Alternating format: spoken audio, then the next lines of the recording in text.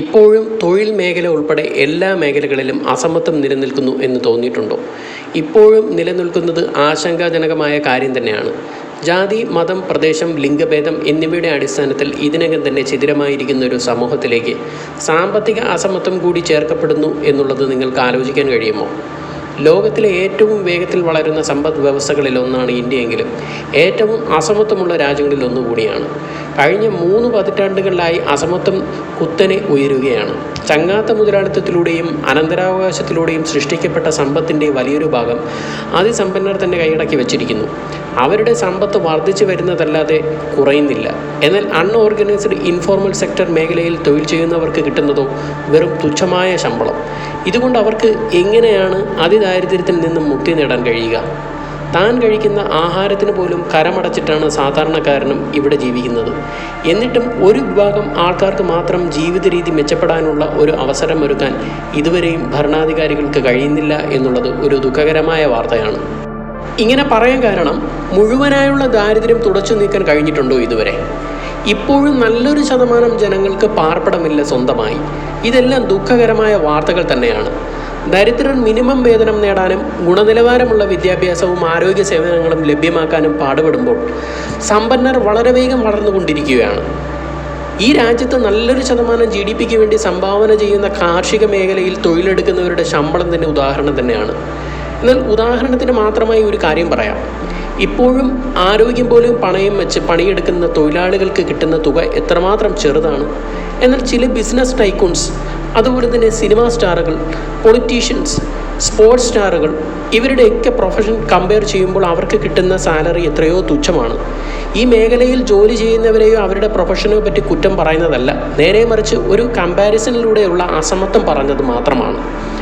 ജനസംഖ്യയിലുള്ള ഏറ്റവും ഉയർന്ന 10% ആൾക്കാരിൽ മൊത്തം ദേശീയ സമ്പത്തിൻ്റെ 77% കയ്യിലുണ്ട്. എന്നാൽ 2017 സമ്പത്ത് വെച്ച് നോക്കുമ്പോൾ സമ്പത്തിൻ്റെ 73% സമ്പന്നരായ 1% പേരിലേക്കാണ് പോയത്.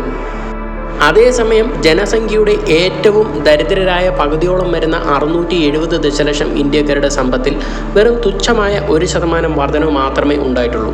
ഇന്ത്യയിൽ ഏകദേശം 119 ശതകോടീശ്വരന്മാരുണ്ട്. അവരുടെ എണ്ണം 2009 ആയിരുന്നുവെങ്കിൽ 2017 101 വർദ്ധിച്ചു. 2018 2022 ഇടയിൽ ഇന്ത്യ പ്രതിദിനം 70 കോടീശ്വരന്മാരെ സൃഷ്ടിച്ചു എന്നാണ് കണക്കാക്കപ്പെടുന്നത്. ഒരു ദശാബ്ദത്തിനിടെ ശതകോടീശ്വരന്മാരുടെ സമ്പത്ത് ഏകദേശം 10 മടങ്ങ് വർദ്ധിച്ചു. അവരുടെ മൊത്തം സമ്പത്ത് 2018-2019 സാമ്പത്തിക വർഷത്തിലെ ഇന്ത്യയുടെ മുഴുവൻ കേന്ദ്ര ബജറ്റിനേക്കാൾ കൂടുതലാണ്. ഏകദേശം 24,422 ബില്യൺ രൂപയോളം വരുന്നു.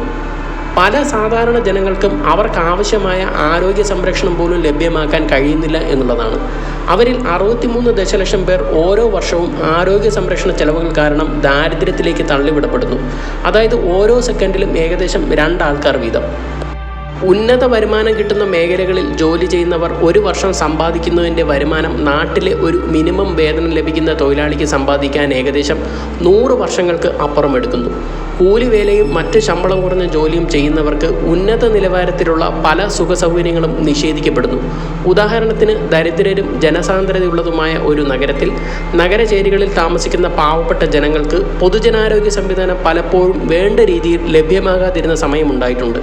എല്ലാവർക്കും സേവനം നൽകാൻ മതിയായ ആരോഗ്യ കേന്ദ്രങ്ങളില്ല. നിലവിലുള്ള സൗകര്യങ്ങൾ വേണ്ടത്ര സജ്ജീകരണമില്ലതാനും. ജീവനക്കാരുടെ കുറവ് മറ്റൊരു കാര്യമാണ്. ദരിദ്രരായ ആളുകൾക്ക് മറ്റു വഴികളില്ല. പ്രദേശത്ത് ലഭ്യമായ സ്വകാര്യ ആരോഗ്യ സേവനങ്ങൾ അവർക്ക് താങ്ങാനാവില്ലതാനും. ഗവൺമെൻറ് സമ്പന്നരായ പൗരന്മാർക്ക് കഷ്ടിച്ച് നികുതി ചുമത്തുമ്പോൾ പൊതുജനാരോഗ്യ സംരക്ഷണത്തിനുള്ള അതിൻ്റെ ചിലവ് ലോകത്തിലെ ഏറ്റവും താഴ്ന്ന നിലയിലാണ്. നല്ല ധനസഹായത്തോടെയുള്ള ആരോഗ്യ സേവനത്തിൻ്റെ സ്ഥാനത്ത് അത് വർദ്ധിച്ചു വരുന്ന ശക്തമായ വാണിജ്യ ആരോഗ്യ മേഖലയെ പ്രോത്സാഹിപ്പിക്കുന്നു. തൽഫലമായി മാന്യമായ ആരോഗ്യ സംരക്ഷണം പണമുള്ളവർക്ക് മാത്രം ലഭ്യമാകുന്ന ഒരു ആഡംബരമാണ്. രാജ്യം മെഡിക്കൽ ടൂറിസത്തിൻ്റെ പ്രധാന ലക്ഷ്യസ്ഥാനമാണെങ്കിലും ഏറ്റവും ദരിദ്രമായ ഇന്ത്യൻ സംസ്ഥാനങ്ങളിൽ ശിശുമരണ നിരക്ക് സബ് സഹാറൻ ആഫ്രിക്കയേക്കാൾ കൂടുതലാണ്. ആഗോള മാതൃമരണത്തിൽ ഏകദേശം 17%, 5 വയസ്സിന് താഴെയുള്ള കുട്ടികളുടെ മരണത്തിൽ 21% ഇന്ത്യയിലാണ്. അസമത്വം നമ്മളെയെല്ലാം ബാധിക്കുന്നു. ഗുണനിലവാരമുള്ള ആവശ്യ സേവനങ്ങളും ജീവിത നിലവാരവും എല്ലാവർക്കും ലഭ്യമാകുന്നതിന് കൂടുതൽ നിക്ഷേപം നടത്താനും മുതലാളിമാരുടെ ഭീമമായ ലാഭത്തിൻ്റെ ന്യായമായ പങ്ക് മിനിമം വേജസ് ആക്ട് പ്രകാരം എല്ലാ തൊഴിലാളികൾക്കും ഒരു റാഷണലായിട്ടുള്ള പ്രതിഫലം ലഭിക്കുവാനും സർക്കാർ തന്നെ മുൻകൈയെടുത്ത് ഉറപ്പുവരുത്തണം. തുച്ഛമായ ശമ്പളത്തിൽ ജോലി ചെയ്യുന്ന, അതും ഉന്നത വരുമാനമുള്ള കമ്പനികളുടെ കീഴിൽ തൊഴിലാളികൾ നിരവധിയുണ്ട്. നമ്മുടെ രാജ്യത്തെ അവരുടെ പരാതികൾ ബോധിപ്പിക്കാനും അവർക്ക് അർഹമായ എല്ലാ ആനുകൂല്യങ്ങളും കിട്ടാനുമുള്ള നടപടികൾ കൈക്കൊള്ളണം.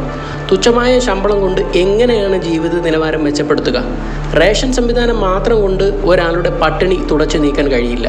മിഡിൽ ക്ലാസ് വിഭാഗത്തിൽപ്പെട്ട ജനങ്ങൾക്ക് സർക്കാരിൻ്റെ ഒരു ആനുകൂല്യങ്ങളും കിട്ടാനില്ല. ആയതിനാൽ തന്നെ അവരുടെ ജീവിതം വളരെ പ്രയാസകരമാണ്.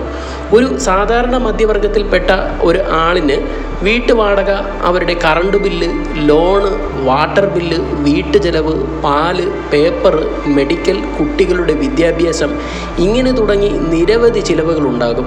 ഇതെല്ലാം നിറവേറ്റാൻ തക്ക പ്രതിഫലവും ആനുകൂല്യങ്ങളും ഉണ്ടോ എന്ന് ഗവൺമെൻറ് മനസ്സിലാക്കാൻ ശ്രമിക്കണം. നിരവധി തൊഴിലില്ലാത്ത വിദ്യാസമ്പന്നരായ യുവാക്കൾ വേണ്ട അവസരങ്ങൾ കിട്ടാതെ കഷ്ടപ്പെടുന്നു. അവർക്ക് ജോലി നേടിക്കൊടുക്കാനുള്ള സംവിധാനം ഉണ്ടായാൽ തന്നെ രാജ്യത്തിൻ്റെ പർച്ചേസിംഗ് പവർ പാരിറ്റിയും പെർ ക്യാപിറ്റ ഇൻകവും എല്ലാം ഉയരും. രാജ്യത്തുള്ള എല്ലാ കുട്ടികൾക്കും വിദ്യാഭ്യാസം കിട്ടുന്നു എന്ന് ഉറപ്പുവരുത്തണം. കൂടെ ദാരിദ്ര്യ നിർമ്മാർജ്ജനം ഉറപ്പുവരുത്താൻ കഴിയണം. എന്തുമാത്രം പണമാണ് ഗവൺമെൻറ് പല സ്കീമുകൾക്ക് വേണ്ടിയും സാമൂഹ്യ ക്ഷേമ പ്രവർത്തനങ്ങൾക്ക് വേണ്ടിയും ചിലവാക്കുന്നു. അതിൽ അർഹതയില്ലാത്ത എത്രയോ പേർ സർക്കാരിൻ്റെ പണം പറ്റുന്നുണ്ട്. അതിൽ എത്രയോ അർഹതയുള്ളവർക്ക് ആനുകൂല്യങ്ങൾ അവഗണിക്കപ്പെടുന്നുണ്ട്. കൃത്യമായ ഒരു അനാലിസിസ് വേണം ഇതിലെല്ലാം. അങ്ങനെ ആവശ്യമില്ലാത്ത ചിലവ് കുറച്ച് അത് മറ്റു പല വികസനങ്ങൾക്കും എടുക്കാം. അതുപോലെ തന്നെ എത്രയോ പണം അഴിമതികളിലൂടെ നഷ്ടമാകുന്നു. അങ്ങനെ കാശ് നഷ്ടമാകുന്ന എല്ലാ മേഖലകളെക്കുറിച്ച് പഠിച്ച് അതിനൊരു പെർമനൻ്റ് സൊല്യൂഷൻ ഉണ്ടാക്കിയാൽ തന്നെ എല്ലാത്തിനും ഒരു റിസൾട്ട് ഉണ്ടാക്കും. ഇന്ത്യയിൽ തന്നെ എത്രമാത്രം ഭീമമായ ചിലവ് പെൻഷനു വേണ്ടി ചിലവാക്കുന്നു. പെൻഷനെല്ലാം അനിവാര്യവും ന്യായവുമായ കാര്യങ്ങൾ തന്നെയാണ്. പക്ഷേ ഭീമമായ തുക ഇപ്പോഴും സർവീസിലിരുന്ന നല്ലൊരു എമൗണ്ട് ശമ്പളം വാങ്ങിയവർ മേടിക്കുന്നു. അതൊരു അധിക ചിലവായി തോന്നാറുണ്ട് പലപ്പോഴും. ചിട്ടയായ സാമ്പത്തിക നയങ്ങളിലൂടെ ചിലവ് കുറച്ച് അത് ഉപയോഗമുള്ള കാര്യങ്ങൾക്കെടുത്ത് രാജ്യത്തിൻ്റെ സമ്പത്ത്, അല്ലെങ്കിൽ രാജ്യത്തിലുള്ള എല്ലാ ജനങ്ങൾക്കുമുള്ള ഒരു ജീവിതശൈലിയും അവരുടെ സമ്പത്തും ഉയർത്തുക എന്നുള്ളതാണ് ഏറ്റവും പരമപ്രധാനമായ ലക്ഷ്യം. സമ്പത്തിന് ന്യായമായ നികുതി ചുമത്തി അമിതം വിലക്കയറ്റത്തിന് സാധാരണക്കാരെ വലയ്ക്കാതെ വേണ്ട രീതിയിൽ സാമ്പത്തിക പരിഷ്കരണങ്ങൾ നടത്തിയാൽ ഒരുവിധം ദാരിദ്ര്യം പിടിച്ചു നിർത്തി സാധാരണ ജനങ്ങളുടെയും ജീവിത നിലവാരം ഉയർത്താൻ സാധിക്കും. സമ്പത്തിൻ്റെ മിടുക്ക് കൊണ്ട് ധനികർ ഉയർന്ന നിലവാരമുള്ള കാറുകളും ഭവനങ്ങളും സ്വന്തമാക്കി ഉന്നത ജീവിത നിലവാരം ആസ്വദിക്കുമ്പോൾ അതേ രാജ്യത്തിലെ 70% വരുന്ന സാധാരണ ജനങ്ങളുടെ ജീവിത നിലവാരം മാത്രം എന്തേ അവരുടെ പ്രതീക്ഷയ്ക്കത്ത് ഉയരുന്നില്ല എന്നുള്ളത് ഒരു വലിയ ചോദ്യചിഹ്നമായി നിലനിൽക്കുന്നു.